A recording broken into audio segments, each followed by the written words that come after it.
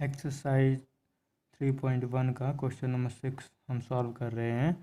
Find the angle measures x in the following figures.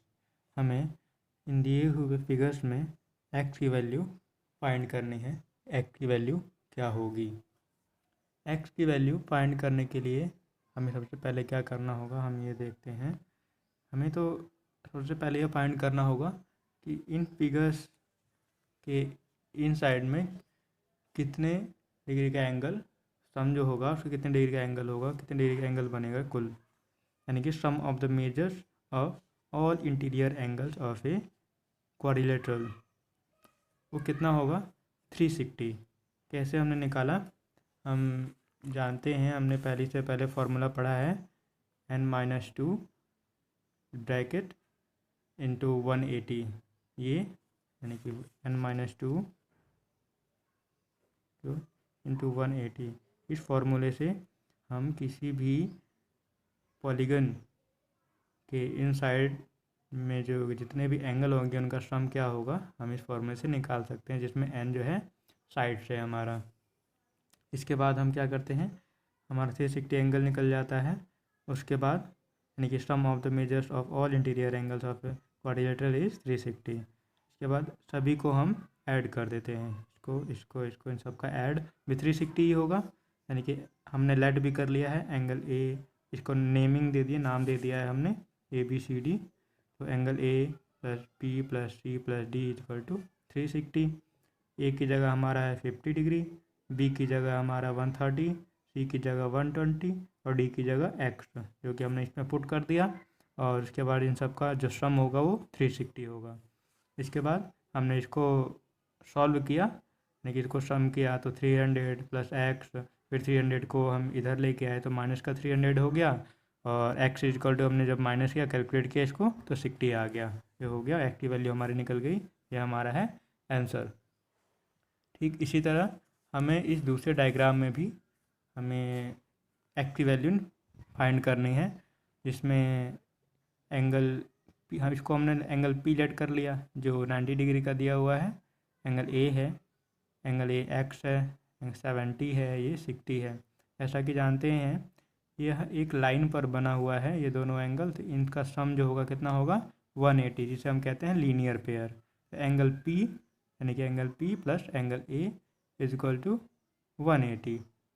ठीक है, ठीक हमने एंगल पी की वैल्यू रख दी 90 डिग्री जो हमारा पहले से दिया हुआ है, और एंगल ए, इसके बाद हम दोनों का सम जो होगा 180, फिर एंगल ए हमारा कैलकुलेट करके आ गया 90 डिग्री। अब हमारा एंगल ए निकल गया, क्यू जो है एंगल 60 डिग्री है, एंगल आर 70 डिग्री है, जो कि हमने पहले से नेमिंग दे रखी है इसको। फिर sum of the measure of all interior angles of quadrilateral हम जानते हैं 360 होता है।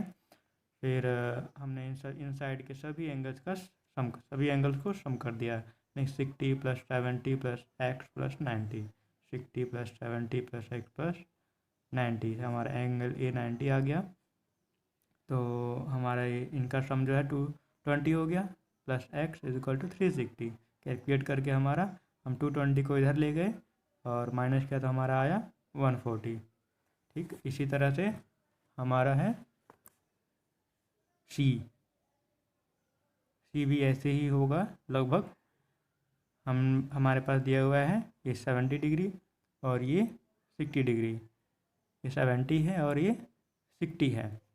इसके बाद हम जानते हैं कि एक लाइन पर बने हुए दो एंगल किसी दूसरे लाइन के माध्यम से उन दोनों का सम जो होता है 180 होता है। तो ठीक इसी तरह से 70 यानी कि 70 और प्लस ए इक्वल टू कितना होगा 180, तो 70 प्लस ए इक्वल टू 180, हमारा एंगल ए निकल गया 110। और ठीक इसी तरह से इसका भी हमने निकाल लिया, और ये दोनों कौन से हैं लीनियर पेयर होने की वजह से ये 180 हैं। ठीक इसी तरह से 60 plus angle B, 60 plus angle B हमने कैलकुलेट किया, तो हम देखते हैं यहाँ पर हमारा एंगल बी जो है 120 आ गया।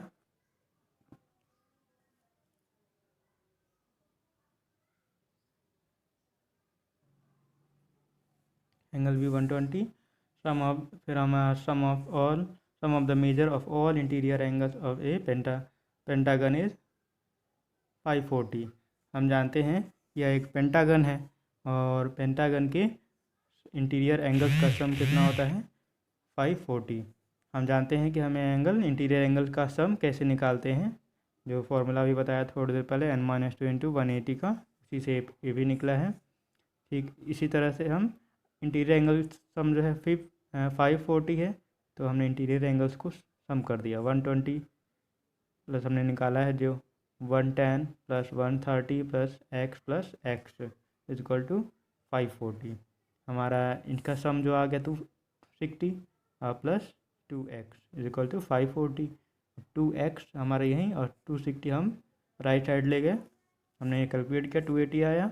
2x इज इक्वल टू, अब x इज इक्वल टू हम 2 नीचे ले गए, इसका नीचे डिवाइड हो जाएगा और ये दोनों कैंसिल आउट होके 140 बार में कैंसिल आउट हो जाएगा, तो x इज इक्वल टू 140 जो कि हमारा आंसर आ गया, x की वैल्यू फाइंड हो गई।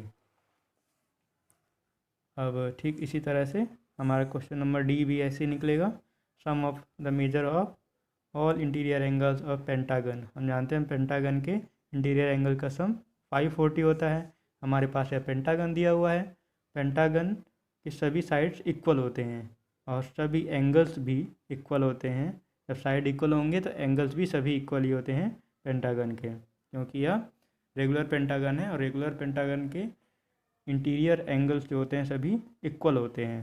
तो 5x इज इक्वल टू 540, क्योंकि सभी 5 एंगल्स हैं तो 5 एंगल्स का सम 5x हो गया और ये 540 है, तो x is equal to 540 upon में ये 5 जो यहाँ मल्टीप्लाई में था यहाँ डिवाइड में हो गया, कैंसिल आउट हो गया 108 यानी कि 108 बार में, और x की वैल्यू 108, ये हमारे आंसर हो गया।